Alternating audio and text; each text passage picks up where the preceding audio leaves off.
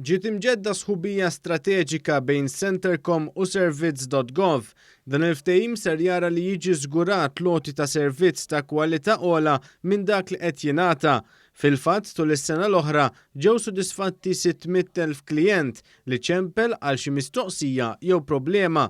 Is-Segretarju Permanenti ewlieni Mario Kutajjar innota wkoll kif fil-bidu li beda jingħata s-servizz kien hawn 5 ċentri reġjonali iżda llum f'pajjiżna hawn 23 ċentru.